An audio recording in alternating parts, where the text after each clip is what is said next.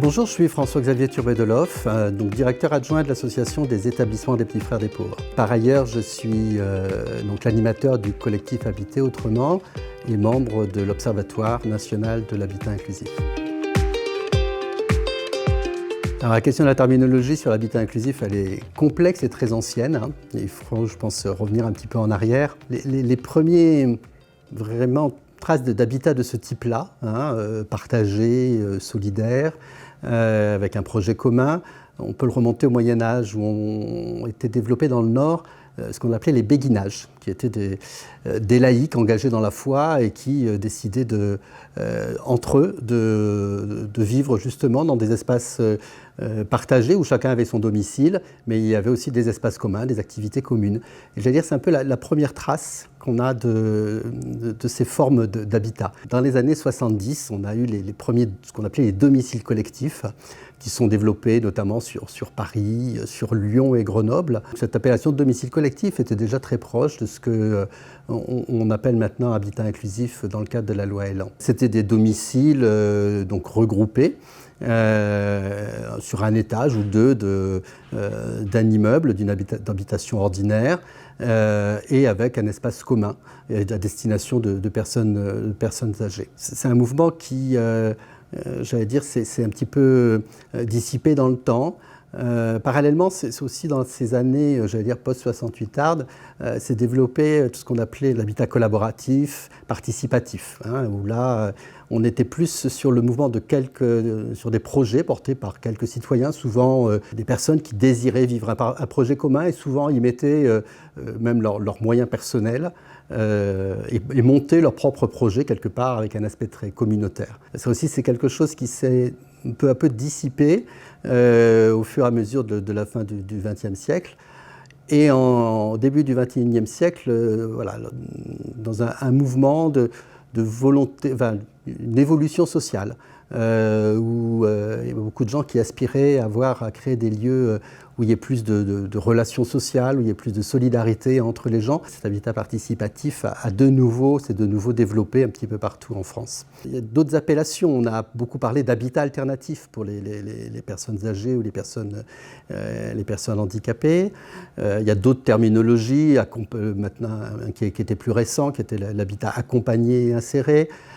jusqu'à ce que, dans la loi Elan, le gouvernement arrête une terminologie qui était plus issue du secteur du handicap, qui est celle de l'habitat inclusif, qui en fait s'inspire beaucoup de tout ce qui avait été fait auparavant. Je veux dire, les grands principes généraux étaient à peu près équivalents, mais avec cette volonté d'insister sur l'aspect de l'inclusion dans la société civile, dans la cité, j'allais dire en opposition à ce qui s'était beaucoup développé depuis les années 90 et dans le secteur des personnes âgées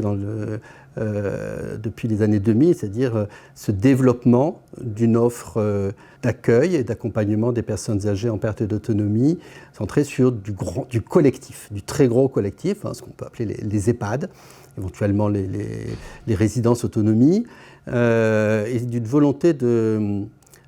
se démarquer justement de ce type de dispositif très institutionnel pour aller vers des alternatives qui soient beaucoup plus orientées sur de l'habitat ordinaire, que ce soit vraiment le lieu de vie des personnes, que ce soit leur lieu d'habitat, qu'elles se considèrent chez elles. Donc ce mot d'inclusif, quelque part, qu'on pourrait critiquer parce qu'il rend la volonté d'inclusion comme presque une injonction, alors qu'il peut y avoir des personnes qui désirent parfois, j'allais dire, pour vivre, avoir un projet qui soit peut-être plus isolé, pas obligatoirement dans une grande ville, mais c'est vraiment cette volonté de désinstitutionnalisation, je pense, qui a amené à choisir ce terme. Alors on peut distinguer deux types de ce qu'on appelle maintenant l'habitat inclusif, dans lesquels se classent les différents porteurs de projets. D'un côté, ce qu'on appelle du logement regroupé, donc des logements, chaque habitant, chaque locataire a son propre logement totalement autonome, et ensuite des parties collectives qui sont différentes, ajustées en fonction du projet du projet commun. Et de l'autre côté, ce qu'on appelle l'habitat partagé, où là on va être plus sur un dispositif de colocation en fait, et qui se développe tant dans le secteur des personnes âgées que dans le secteur des personnes handicapées, notamment sur des populations qui demandent un accompagnement plus important, dans la mesure où justement le fait de pouvoir vivre ensemble leur permet aussi de mutualiser des aides de vie à la personne et de pouvoir assurer une présence beaucoup plus importante que s'ils étaient seuls dans leur domicile. Ce qui est vraiment important de préserver, hein, et pour lequel on s'est tous battus, pour conserver ça dans les différents textes adoptés ensuite par le gouvernement, c'est d'avoir des textes qui nous permettent de ne pas créer une case trop limitée, qui nous obligerait, qui serait en fait effectivement une nouvelle offre, et c'est ça qui est important, hein, c'est en fait de diversifier l'offre, hein, c'est ça notre objectif, entre quelque chose qui était très duel, le domicile ordinaire classique et l'établissement médico-social. Vraiment l'objectif c'est de vouloir diversifier l'offre pour répondre à des besoins différents. L'objectif de tous ceux qui ont contribué à ce qu'aujourd'hui est appelé l'habitat inclusif et réglementairement arrêté, ça a vraiment été de ne pas créer une case trop limitée, puisqu'en fait il y a une diversité de projets absolument énorme, et de ne pas créer une case qu'on sera obligé de remodifier quelque temps après, mais vraiment de créer un cadre qui puisse permettre d'accueillir tous les idées, les envies, les projets des porteurs de projets et surtout des personnes avec qui elles montent ces projets, à qui elles sont destinées.